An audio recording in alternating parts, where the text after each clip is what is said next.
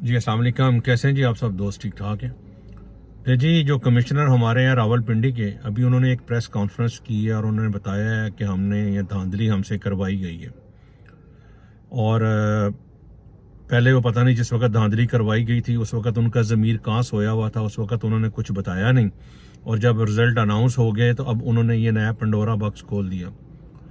اس ساری سچویشن میں جس کی سب سے بڑی ذمہ داری تھی نا جی، وہ تھا چیف الیکشن کمشنر، جو ہمارا الیکشن کمیشن ہے۔ ان کی ایک دفعہ بھی نہ کسی کی پریس کانفرنس آئی ہے، نہ کسی نے کو وضاحت دینی مناسب سمجھی ہے کہ الیکشن صحیح ہوا ہے نہیں ہوا۔ پارٹیز ہی ایک دوسرے پہ الزام لگا رہی ہیں، جو جیت گیا ہے وہ کہتا ہے جی دھاندلی نہیں ہوئی، جو ہار گیا وہ کہتا ہے جی دھاندلی ہوئی۔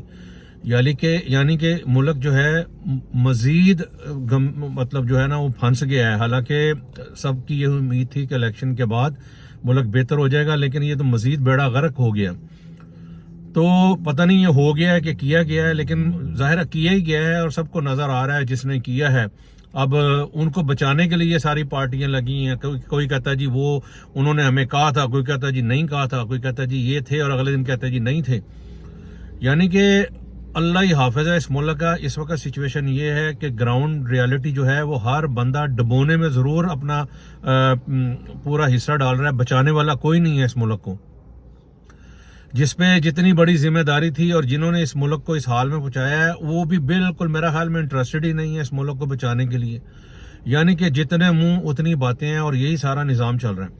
میرا صرف یہ ولاگ بنانے کا مقصد یہ تھا کہ ایک تو یہ ہے کہ مجھے تو دوبارہ الیکشن نظر آ رہے ہیں، یہ تو چل ہی نہیں سکتا نا کسی بھی طریقے سے، ورنہ تو یہ 4 سیٹیں جس طرح 2014 میں لے کے 4 سیٹوں کو یہ چلے تھے اور اس میں ملک میں دھرنے اور جو سارا کچھ چل رہا تھا، اب تو ظاہر پورا الیکشن ہی جو ہے متنازع ہو چکا ہے، اور اس میں سب نے اپنا جو ہے نا وہ کیا کہتے ہیں اپنا حصہ بھی ڈالا اور تیل بھی ڈالا اس کو بھڑکانے کے لیے۔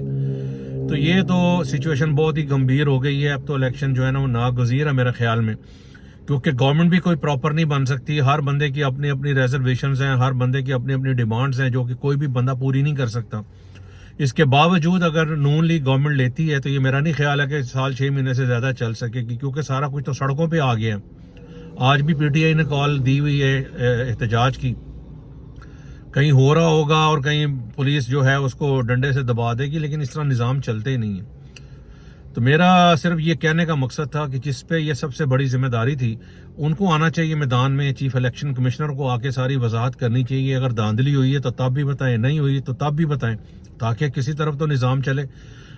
پارٹیز ہی ایک دوسرے کے خلاف پریس کانفرنسز کر رہی ہیں، کبھی مولانا فضل الرحمان صاحب کر رہے ہیں، کبھی پی ٹی آئی کر رہی ہے، کبھی پی ایم ایل این کر رہی ہے، اور پیپلز پارٹی موج لے رہی ہے، وہ کہتی بس ٹھیک ہے لڑو آپس سانو، جو ملنا سی مل گیا۔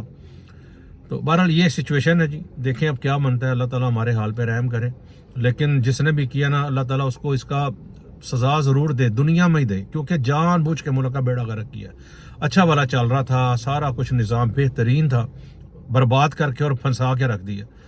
تو بہرحال اب ہم جس طرف جا رہے ہیں، اللہ نہ کرے، وہ مجھے تو نظر آ رہا ہے مارشاء اللہ یا ایمرجنسی، اللہ نہ کرے ایسا ہو، لیکن حالات بڑی تیزی سے اسی طرف جا رہے ہیں، کیونکہ یہ کسی سے سنبھالا نہیں جانا، نہ ہی کسی کے پاس مینڈیٹ ہے سنبھالنے کا۔ چلیں جی، اس کو شیئر کریں، بہت شکریہ، السلام علیکم۔